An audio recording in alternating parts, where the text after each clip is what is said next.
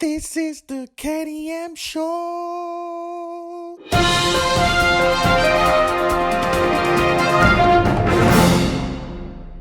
Right, welcome once again. This is KennyM.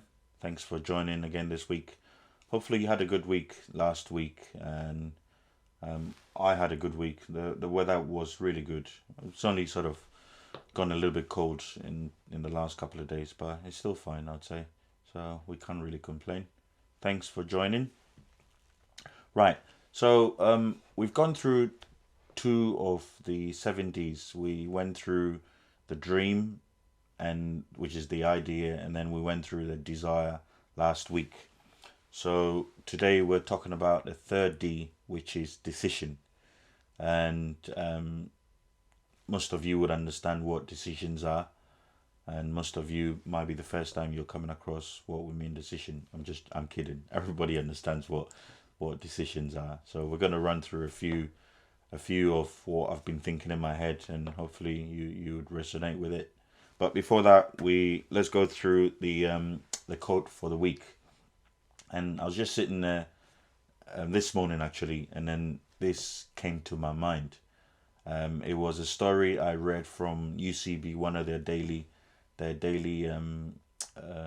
devotions that they normally send out, and it's a story about a jockey. But before I tell you the story, the actual quote I picked up from the story is, "You can condition your mind and your team to either win or lose."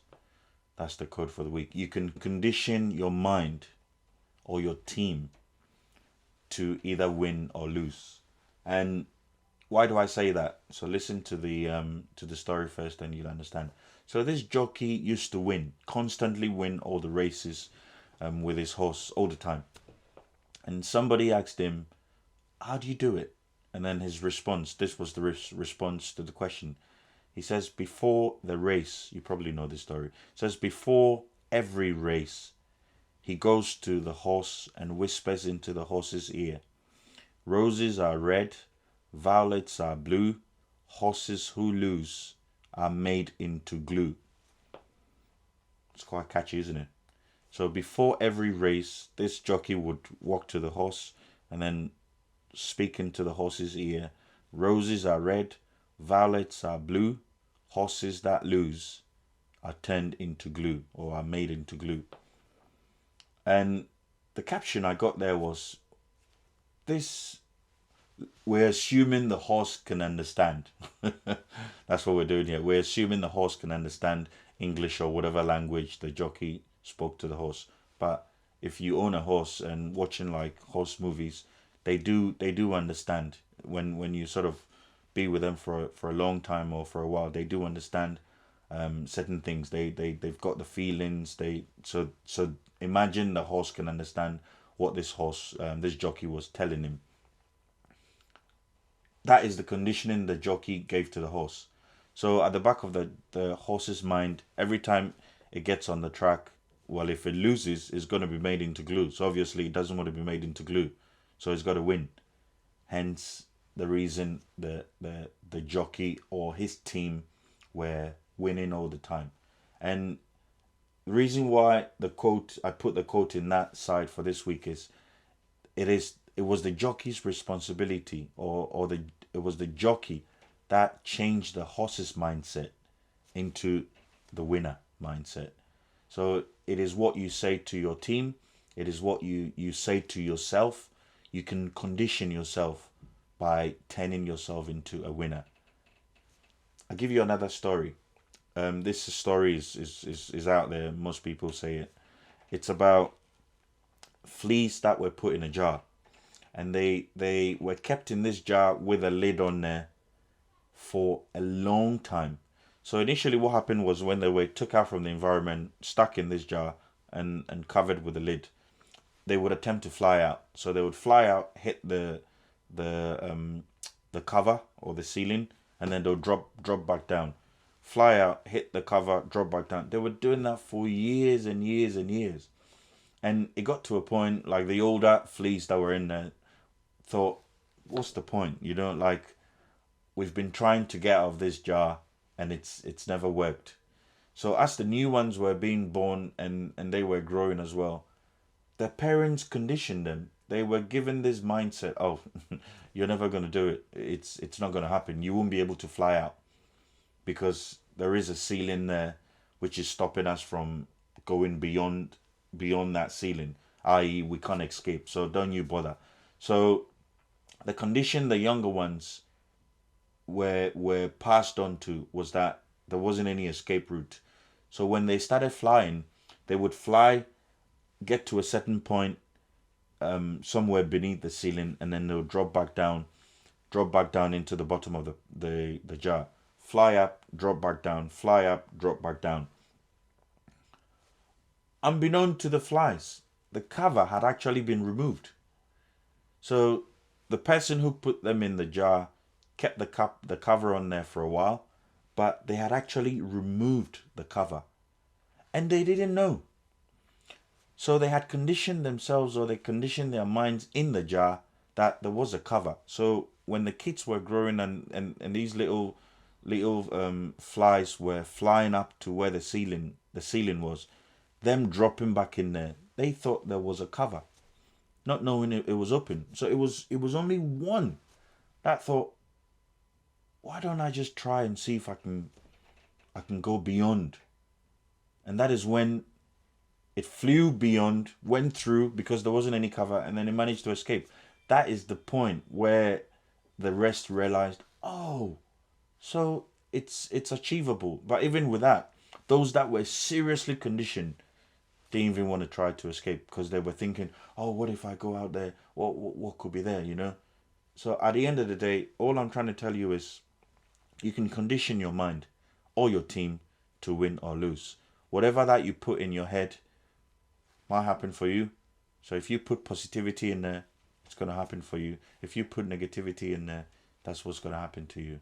So whilst you take this away, make sure you put positivity in your mind. Try and achieve what you want, you know. Go for what you believe you can get. And don't be fooled by what goes on around in your family or in your environment, thinking you can't achieve certain things. Hopefully it worked for you. I've got a series that I'm going to do after this 7. It's called a toddler analysis. I basically show you how you can actually put some empowerment in your team for them to achieve the best. Right. So let's dig into today's topic. So we're talking about decision.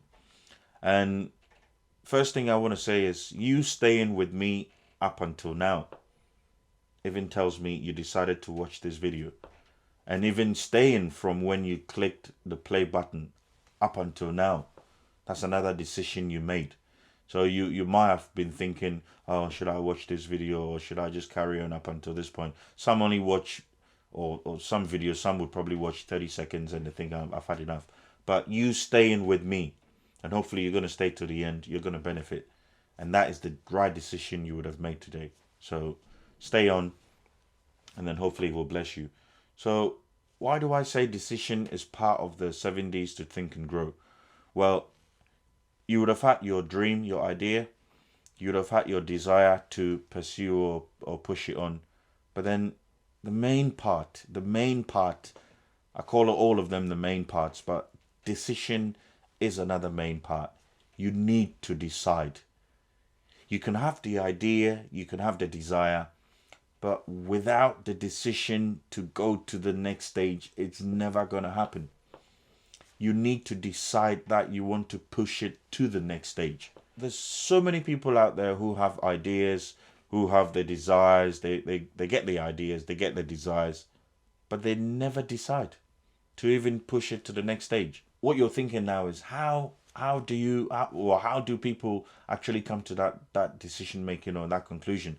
Well, it is a process.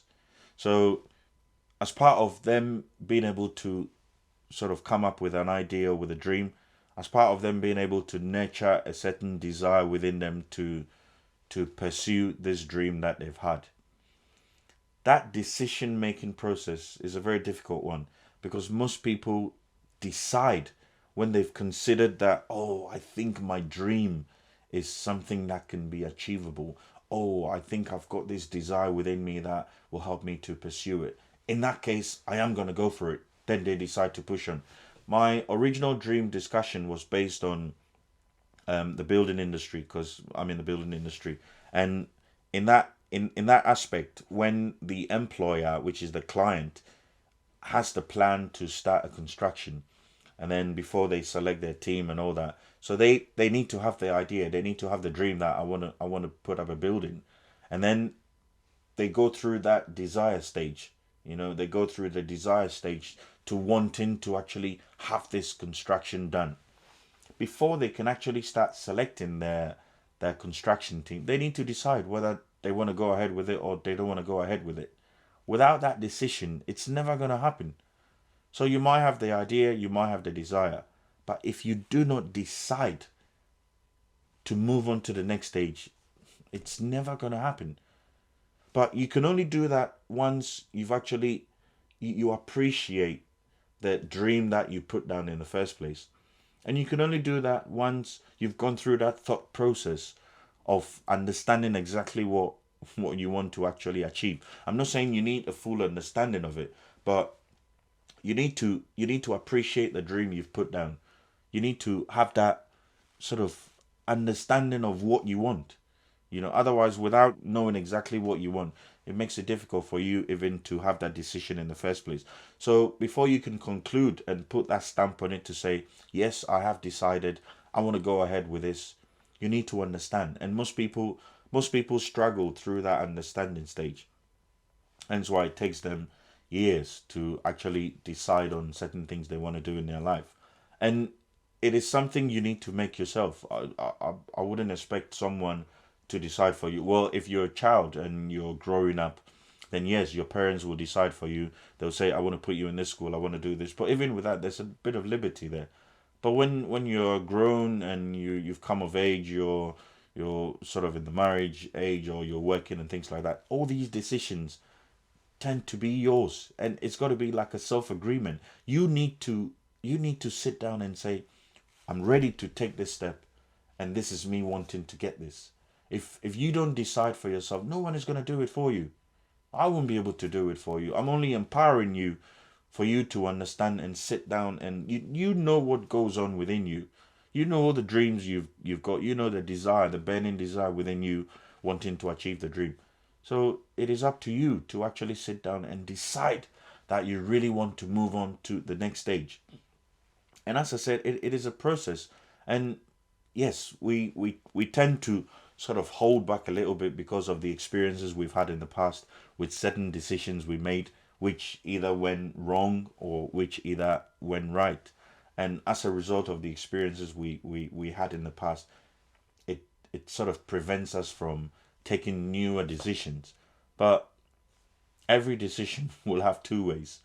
So as much as you want to achieve this your dream that you set out in the first instance, and then the desire which is sort of kicking you to want to persevere or to want to pursue this desire, you need to decide.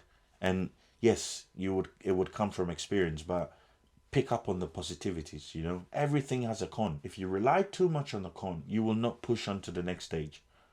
So look more so on the pros. I'm saying everything has its pros and even the food that we eat, we've got the pros and cons of the food that we eat.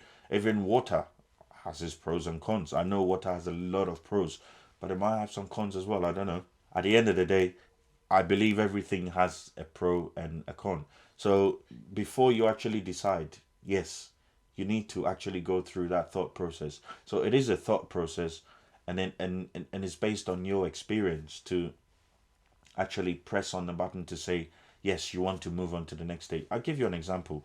So these videos I'm doing now, initially it all kicked off from me wanting to do audio slides, which is podcasts. So if you look at my first video, which was based on when I was talking about the dealing with grief, my first video was an audio, and I put it on YouTube because I think that was the easiest place put it in the first instance. Because at the end of the day, I'm gonna push all of these onto like a podcast platform. That was my initial thought. wanting to do podcast. But then I did the first one, and the comments that were coming back were like, "Oh, good. Are you gonna stay on as audios? Why can't we see you?" Hence, I'm doing these videos now because people wanted to see my face.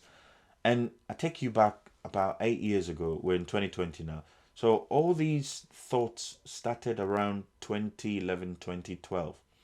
That is when I had the idea or had the thought of starting a podcast.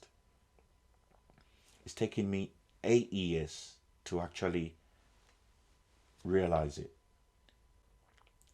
It wasn't about fear, it was about procrastination. So you've got the idea, and then you're sitting on the idea, and then you're sitting on the idea, and the idea is going through phases, and you're trying to develop it to get it to a certain level before it actually comes out. Just let it come out. There was a video that my kid showed me this week, and it was this guy on like a green screen, and he was like screaming, saying, "Well, you said you were gonna do this yesterday. You said yesterday you were going to do this tomorrow, which is today. So why are you waiting? Do it!" You know? And it's quite a funny video. So in as much as you want to do the decisions, you're going to go through these procrastination phase. You're going to go through the fear phase. And then the lack of understanding of the dream that you actually want to do. So try and master the procrastination. If you've said you're going to do it, just do it. If you said you're going to do, imagine me starting this back in 2012. It would have been so different now, because all the plans I had, I'll tell you about my plans later, but all the plans I had, I would have been able to sort of implement them by now. Not necessarily saying growing on YouTube or whatever. No, the plan is to change people's lives, you know, put what I have in me into people for it to have an impact in them. There's no point doing videos on YouTube and it not having an impact in people. So if you have procrastination, that you're planning on doing something tomorrow, when tomorrow comes, do it rather than sitting on it.